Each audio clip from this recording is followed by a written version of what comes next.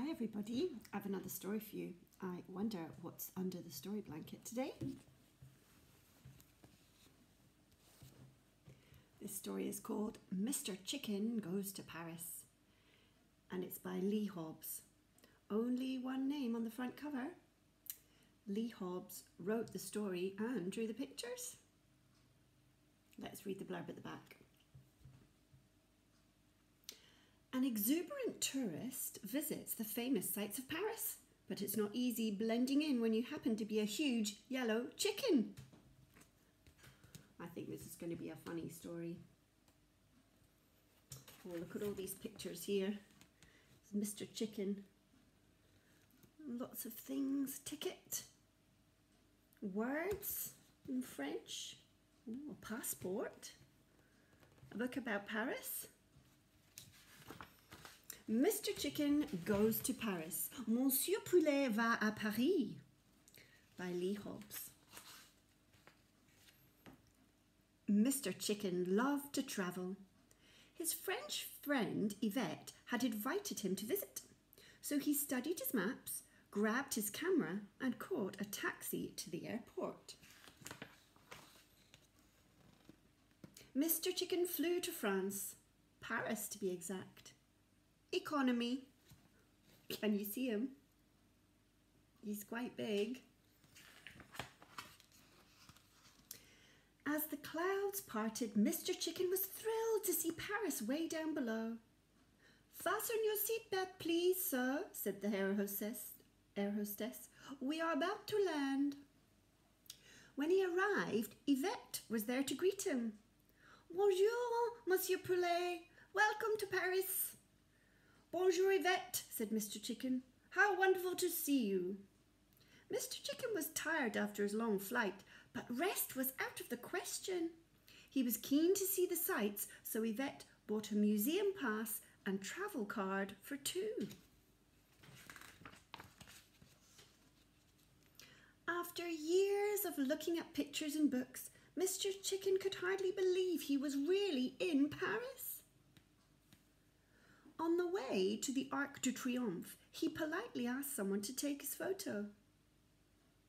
Of course, monsieur, came the reply. Merci, madame, said Mr. Chicken.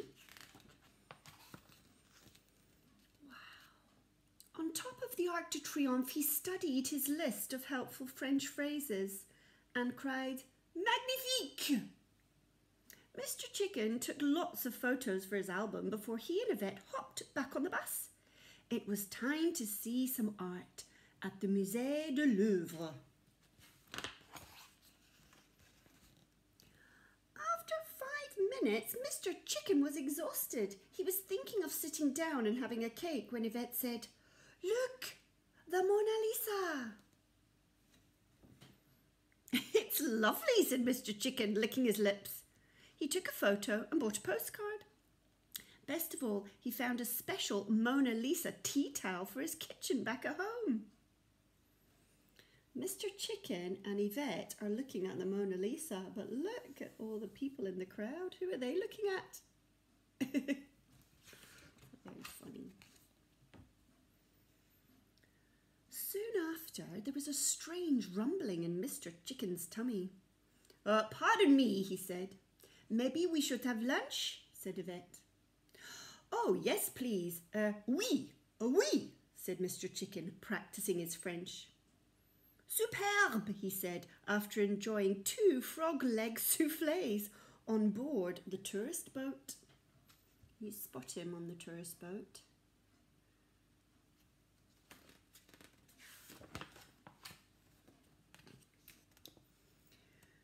To help him blend in and feel French, Yvette took Mr. Chicken for a ride on the metro. All went well until he got lost. To make matters worse, he forgot his French, so no one understood when he asked for help. What a relief it was when he heard a familiar voice. Monsieur Poulet, this way to the Eiffel Tower. It was Yvette.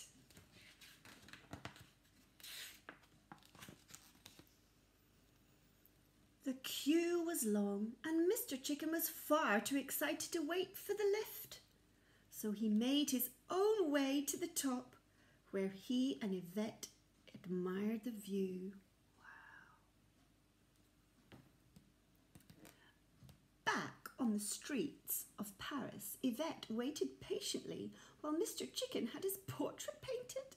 He blushed when she said, "It looks just like you."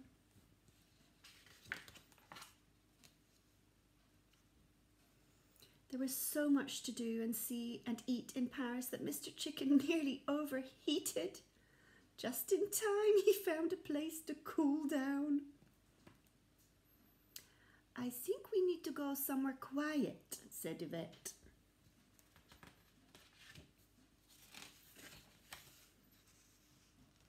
"This," Yvette whispered, "is the most famous church in all of France." The inside of Notre Dame was certainly beautiful, but Mr. Chicken had his heart set on the rooftop tour.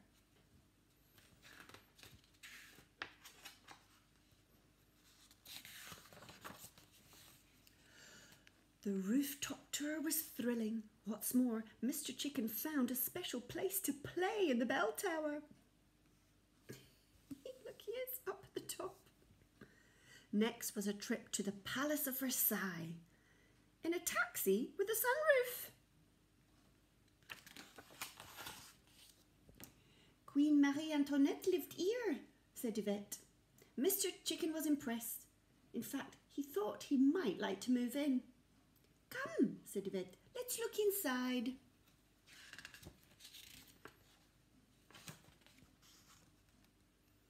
The rooms were huge. And so, alas, was Mr. Chicken's waistline. "I might have to go on a diet," he thought in the Hall of Mirrors, catching a glimpse of a great big bottom. At dinner time, however, the diet was forgotten. "It all looks delicious," said Mr. Chicken. "I'll have everything on the menu." A perfect day was nearly over. And so was Mr. Chicken's visit. "Au revoir, Monsieur Poulet," said Yvette at the airport. "Au revoir, Yvette," said a tearful Mr. Chicken. But right at the last minute, there was a great big problem. While his luggage could fit on the plane, poor Mr. Chicken could not. Luckily, clever Yvette came to the rescue with a splendid idea. So Mr. Chicken and his souvenirs could fly home after all. First class! What a wonderful day it had been. That's the end. Oh, look! Mr. Chicken's written a postcard to Yvette. "Dear Yvette, thank you for a wonderful day. Merci. I shall send you some photographs very soon. Best wishes from your friend, Monsieur Poulet." And all his photographs about what they did in Paris. I hope you enjoyed that story. I really liked it. I'll see you soon. Bye.